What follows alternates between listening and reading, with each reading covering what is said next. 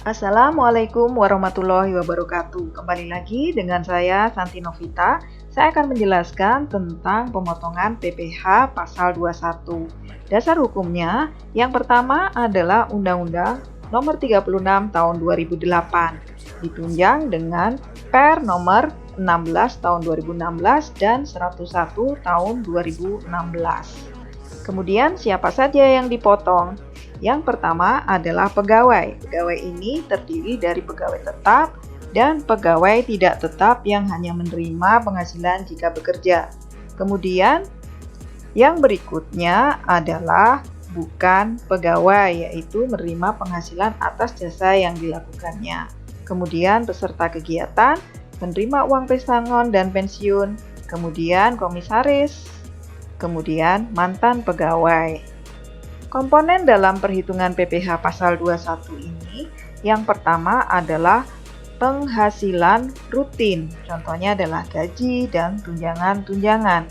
Kemudian penghasilan tidak rutin, contohnya adalah bonus ataupun THR. Kemudian premi asuransi dibayar perusahaan, jaminan kecelakaan kerja, kematian, dan kesehatan. Kemudian berikutnya ada pengurang penghasilan bruto. Yang pertama adalah biaya jabatan yang hanya dikenakan untuk pegawai tetap. Kemudian ada biaya pensiun, BPJS dibayar karyawan, dan PTKP.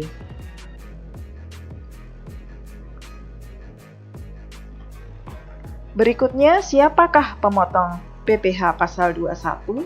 Yang pertama adalah pemberi kerja.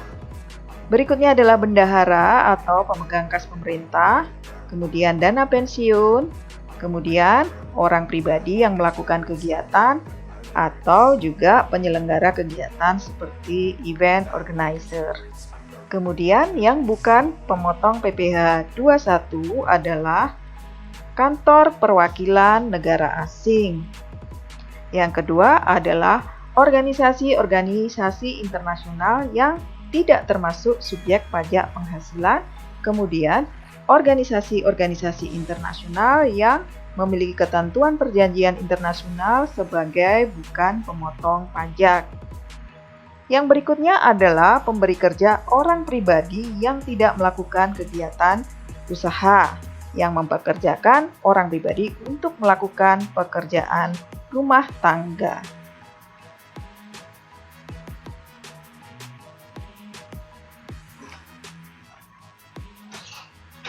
Pada prinsipnya, perhitungan PPh pasal 21 pegawai tetap ini dimulai dengan menghitung keseluruhan penghasilan bruto, baik gaji maupun tunjangan-tunjangan. Kemudian kita kurangi dengan yang namanya faktor pengurang.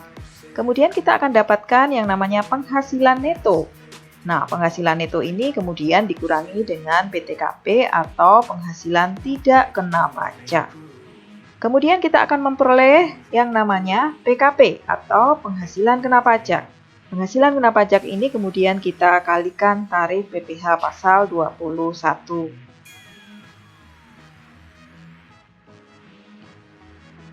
Faktor pengurang penghasilan yang terdapat dalam Per 16 tahun 2016 adalah biaya jabatan, ini adalah khusus untuk pegawai tetap. Besarnya adalah 5% dari penghasilan bruto, setinggi-tingginya 500.000 sebulan atau 6 juta setahun.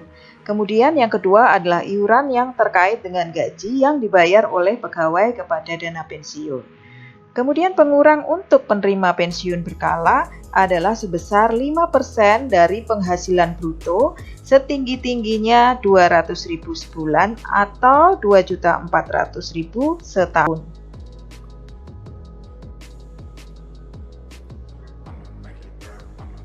PTKP, penghasilan tidak kena pajak. PTKP untuk diri wajib pajak orang pribadi adalah sebesar 54 juta. Kemudian tambahan untuk mereka yang menikah adalah 4.500.000. Jika istri memiliki penghasilan, maka digabung dengan suami, kemudian mendapatkan tambahan 54 juta. Tambahan untuk setiap anggota keluarga, saudara, dan semenda dalam garis keturunan lurus serta anak angkat yang menjadi tanggungan sepenuhnya paling banyak 3 orang untuk setiap keluarga, masing-masing sebesar 4.500.000. Sebagai catatan untuk PTKP bahwa besarnya PTKP tersebut ditentukan berdasarkan keadaan pada awal tahun kalender. Contohnya adalah Mr. Andri, statusnya adalah kawin tetapi belum memiliki putra. Kemudian pada tanggal 2 Januari 2020, anak pertamanya lahir. Nah, statusnya dari K0 akan menjadi K berapa? Statusnya adalah tetap K0 karena pada tanggal 1 Januari 2020 anak beliau belum lahir.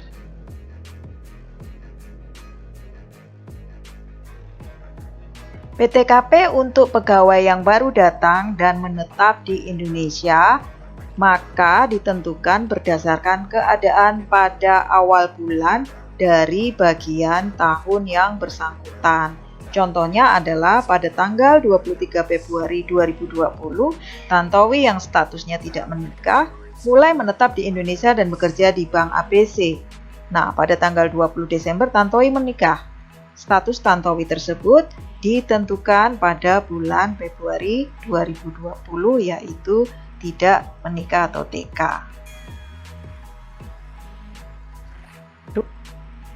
PTKP untuk karyawati adalah sebesar PTKP untuk dirinya sendiri. Nah, bagi karyawati yang belum menikah, sebesar PTKP untuk dirinya sendiri ditambah PTKP untuk keluarga yang menjadi tanggungannya. Nah, jika karyawati menikah kemudian suaminya tidak bekerja, dapat menunjukkan keterangan tertulis dari kecamatan, maka dia akan mendapatkan PTKP untuk dirinya sendiri, ditambah untuk status kawin, dan untuk PTKP keluarga yang menjadi tanggungan sepenuhnya.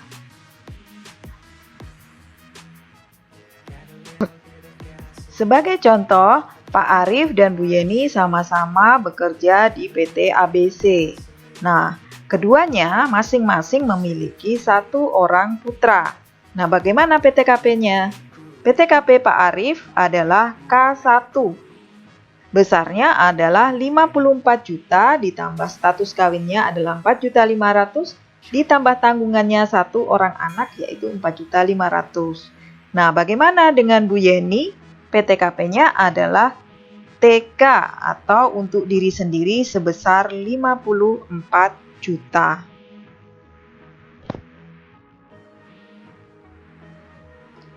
Adapun tarif PPh 21, penghasilan tahunan sampai dengan 50 juta tarifnya adalah 5%. Di atas 50 juta sampai 250 juta tarifnya adalah 15%.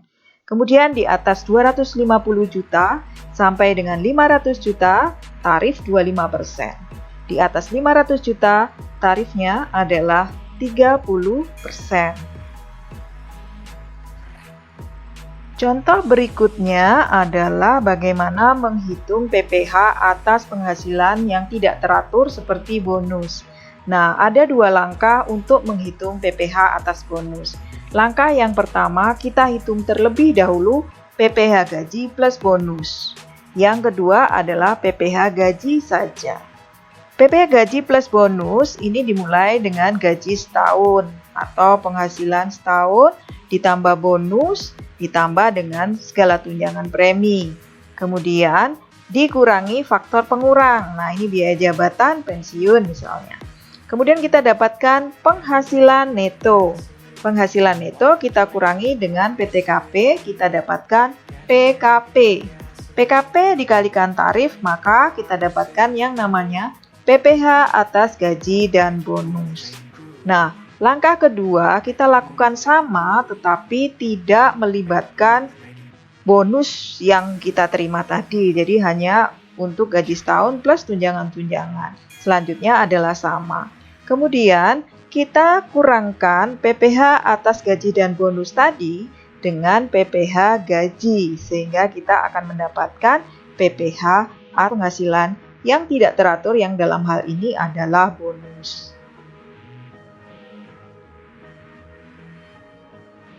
Demikian penjelasan tentang perhitungan PPh pasal 21. Terima kasih atas perhatiannya. Assalamualaikum warahmatullahi wabarakatuh.